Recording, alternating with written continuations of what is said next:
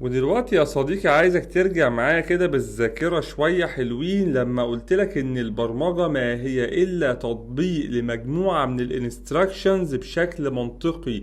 يعني بيكون عندك بروجرام بيمشي ستيب باي ستيب، كل ستيب بتعمل حاجة معينة، والهدف الرئيسي بعد كل الحاجات اللي احنا بنعملها دي اللي احنا نطلع بروجرام معين معمول بفكرة معينة. مثلا هنا انا بجمع رقمين، فانا ده بروجرام بالنسبه لي معمول ستيب باي ستيب. عمر البرنت دي ما هتيجي قبل الريزلت والعكس صحيح، يعني لازم امشي بالطريقه المنطقيه. ان انا لو عندي ستيب تانية هنا مثلا صم، ما ينفعش ان انا اجيب دي قبل دي لو انا البروجرام بتاعي يتحتم عليا ان انا اعمل اكسكيوت لللاين ده وبعدين اللاين ده وبعدين اللاين ده. سيبك بقى من كل الكلام ده، اللي انا جاي اكلمك فيه النهاردة فكرة جديدة غاية في الروعة وغاية في الجمال، وهتسهل عليك كل حاجة بإذن الله.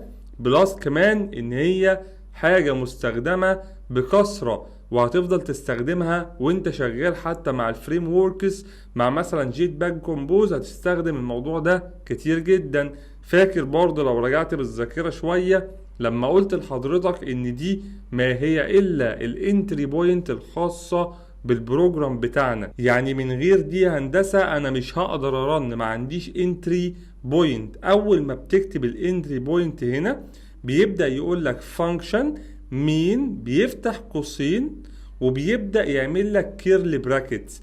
ايه الكيرلي براكتس وايه القوسين وايه كلمة اف يو ان اللي هي فانكشن دي وايه العلامة الخضراء دي؟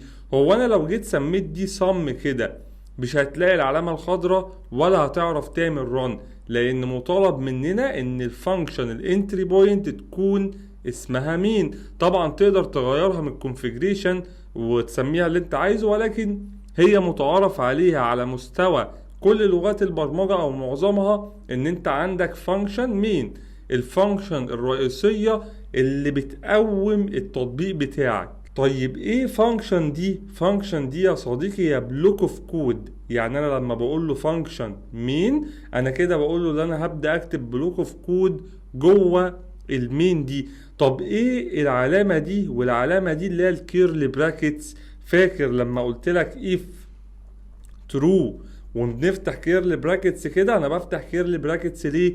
عشان اقول لك ان ده البادي الخاص بالاف كونديشن دي. يعني من غير البادي ده انا ما عنديش اف كونديشن، يبقى لازم اعمل اف كونديشن عشان ابدا اشتغل مع البادي ده، او لازم يكون عندي بادي عشان اقدر اشتغل مع الاف كونديشن. طيب شيل بقى دي. هنا لما انا عملت كيرلي براكتس معناها ايه؟ معنى ان ده البادي بتاع الانتري بوينت. يعني اي كود بكتبه هنا، لو قلت له هنا هلو، اي كود بكتبه جوه المين ما هو الا كود واقعي جدا بيبدأ يكسكيوت او يتنفذ داخل الفانكشن الخاصة بالمين دي. لو حطيت البرنت دي بره المين هيحصل حاجة؟ هيحصل حاجة ان هي اصلا مش هتشتغل، لان هنا بيقولك انا مش عارف انت جوه مين. يعني ايه البرنت لاين؟ لازم ابقى جوه فانكشن معينة، لازم ابقى جوه فانكشن المين. طيب هو لغة البرمجة دورت قالت لك انا عندي انتري بوينت انا مسميها فانكشن مين، هل من المنطقي ان انا هكتب البروجرام بتاعي كله هنا كده؟ يعني انا هيبقى عندي بروجرام كبير مثلا بعمل سيستم لمطعم او لايا كان، هل من المنطقي ان انا هكتب الكود كله هنا؟ اكيد طبعا لا. تعالى قبل ما اقول لك الحل اديك مثال. لو قلت لك عايز اعمل سيستم معين بيعمل كوباية شاي، حرفيا بيعمل كوباية شاي، فانت اول حاجة هتقولها ايه؟ starting مثلا to make a cup of tea بالشكل ده، اللي انت هتبدأ تعمل كاب اوف تي. طب الستيب اللي بعديها مش احنا قلنا هنمشي ستيب باي ستيب الخطوات المنطقية؟ اول حاجة هتبدأ اللي انت تعمل كوباية شاي، بعديها اللي انت تبدأ تعمل بويلينج ووتر بالشكل ده، تبدأ تغلي المية. تاني خطوة في عمل كوباية الشاي الطبيعية. وبعدين تبدأ تعمل ايه؟ ادنج للتي، هتبدأ تحط التي اللي هو الشاي جوه الكوباية دي. طيب بعديها ايه؟ تبدأ تعمل ادنج للشجر، تحط سكر معين، تبدأ تضيف السكر على الشاي ده. يبقى انا كده عملت ايه هنا؟ عملت خطوات منطقية لعمل كوباية شاي. ده بروجرام بسيط جدا يا شباب بيعمل لك كوباية شاي بكل بساطة. طب انا بدأت البروجرام قلت له هعمل كاب اوف تي، وجيت قلت له انا عايز اعمل واحد كمان، يعني عملت رن، بدأ يطبع لي الخطوات المنطقية لعمل كوباية الشاي دي. جيت قلت لك عايز اعمل كوباية كمان، هتروح اخد الكود كله كده كوبي بيست وتحطه هنا وتعمل اكسكيوت. عايز تعمل واحدة كمان هكذا، تاخده كوبي بيست وهكذا. تلاقي البروجرام بتاعك بعد 10 كوبايات شاي بقى فيه مثلا 1000 لاين اوف كود. طبعا ده غير منطقي، وده اقرب مثال بقى يفهمك اللي احنا عايزين نعمله دلوقتي، ان احنا نقلد المين دي. مش المين دي فانكشن انتري بوينت، انا قلت ايه؟ فانكشن. طب ما انا ممكن اعمل فانكشن تانية اسميها ميك كاب اوف تي. هعمل كوباية شاي جوه الفانكشن دي، وهفتح برضو القوسين دول وهعمل كيرلي براكتس زي دول، واخد كل البرنت دي ابدا احطها جوه الميك كاب اوف تي. طب استخدم ازاي الفانكشن دي يا هندسه؟ بكل بساطه تعمل لها حاجه اسمها كولينج، تبدا تنادي على الفانكشن دي. انادي عليها ازاي؟ يعني اقف اقول ميك كاب اوف تي، هتقف تعمل كده فعلا. هتيجي جوه المين هنا تشيل كل البرنتس دي وتقول لي ميك كاب اوف تي بكل بساطه. عايز تعمل 2 كوبايتين 3 4 5، خلاص الخطوات المنطقية اللي موجودة لعمل كوباية الشاي موجودة جوه فانكشن خارجية اقدر اللي انا اعمل لها ريوز. وهي دي الفانكشن يا صديقي، ان حضرتك تقدر تعمل ريوزنج للكود. انا عملت كوباية شاي اهو، وقدرت اللي انا اعمل لها ريوزنج اكتر من مرة. كل مرة جاست بنادي على الفانكشن دي اللي بتعمل لك ريوز مرة تانية للكود اللي موجود جوه الفانكشن دي. طب هل الفانكشن فايدتها عمل ريوز للكود فقط لا غير؟ لا طبعا، تقدر تعمل بيها اورجانايز لوجيك. ما انا جبت اللوجيك الخاص بعمل كوباية الشاي جمعته جوه الفانكشن دي، فبقى عندي مكان اقدر اعمل له ريوز وفي نفس الوقت حافظ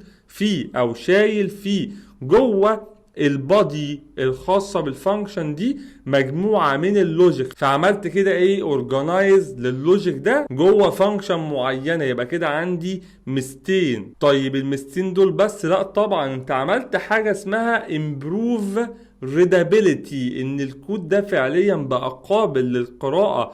make cup of tea، هنا الفانكشن دي بتاكسكيوت كاب اوف تي. انت متخيل انت قريت بس اسم الفانكشن كده اللي هي مثلا ميك كاب اوف تي كده، جاست قريت الاسم بس عرفت الفانكشن دي بتعمل ايه. فانت كده عملت حاجة اسمها improve readability، تحسين عملية قراءة الكود. انت مش محتاج تقرا كل اللاينز دي، انت جاست محتاج تقرا اسم الفانكشن فقط لا غير. وبنفس المنطلق ده انا ممكن اجي اعمل فانكشن تانية اسمها say hello بكل بساطة، واعمل فيها عملية برنت واحدة بس اقول فيها hello. حد هيقول لي حاجة؟ لا طبعا، فانكشن عادية خالص هستدعيها لما احب اعمل برنت لكلمة hello، وتيجي تعمل رن تلاقيه فعلا عمل لك كاب اوف تي وبعدين طبع لك كلمة hello وهكذا. يبقى هي دي فكرة الفانكشن يا صديقي، هي مجموعة من الأوامر ببدأ أضيفها جوه بلوك اوف كود معين. باجي هنا أقول له فانكشن ميك كاب اوف تي، أفتح له قوسين الفانكشن وابدأ أديله الكيرل براكتس اللي هي تعتبر إيه؟ البادي الخاص بالفانكشن دي. فأنا عملت دلوقتي تو فانكشن كاب اوف تي أو ميك كاب اوف تي، وعملت سي هالو. جوه كل فانكشن من دول ببدأ اهولد مجموعة من الانستراكشنز او مجموعة من اللوجيك، والموضوع ده بيسهل لي عملية الريدابيليتي ان انا اقرأ الكود بصورة اسهل، وكمان بيسمح لي ان انا اعمل ريوز للكود ده. ما انا ممكن اجي هنا اعمل ميك كاب اوف تي تاني، بعديها اعمل سي هالو وهكذا. يبقى بدل ما كل مرة تاخد كل اللاينز دي كوبي بيست، لا انت باستدعاء الفانكشن فقط قدرت تعمل الموضوع ده. طبعا انا هنا بتكلم على سكيل صغير جدا، ما تحكمش على الفانكشن من المنظر ده، لان ده سكيل صغير للغاية. انما قدام ان شاء الله مع البروجيكتس الكبيرة اللي هتتعمل تبدأ تبص تلاقي ان فعلا في بلوك اوف كود كان المفروض اطلعه في فانكشن، لان انا محتاجه ان هو يهولد لوجيك معين. ثانيا محتاج ان انا اسهل عملية القراءة اللي هي الريدابيليتي بتاعة الكود ده، وهي دي بكل بساطة كانت انترودكشن سريعة كده على موضوع الفانكشن في غاية البساطة والسهولة. واخطر حاجة تبين لك ده هي الفانكشن الخاصة بالمين اللي انا كنت بتعامل معاها. لو انا محتاج اعمل مثلا جمع رقمين، كنت كل مرة باجي اقول له مثلا برنت لو انا عندي تو نمبرز، مثلا تعالى نفترض انا عندي var x بيساوي 10 وعندي var y بيساوي 20. كل مرة كنت باجي اقول له x بلس الواي اعملها لي برنت، تيجي تعمل رن تطبع لك 30. طب ما انا ممكن اعمل فانكشن اسمها مثلا ايه، اسمها sum، تبدأ تجمع لي الرقمين دول، وتبدأ جوه الفانكشن دي تعمل عملية الجمع هنا. طبعا هتاخد بالك ان انت ازاي هتبعت الاكس والواي، وده هيبقى مواضيعنا ان شاء الله في السكشن ده. عايزك مركز جدا في السكشن ده لانه مهم للغاية للغاية للغاية. فهمك للسكشن ده هيفرق كتير جدا قدام. ففوكس كده، كوباية قهوة ويلا بينا نبدأ السكشن يا صديقي العزيز.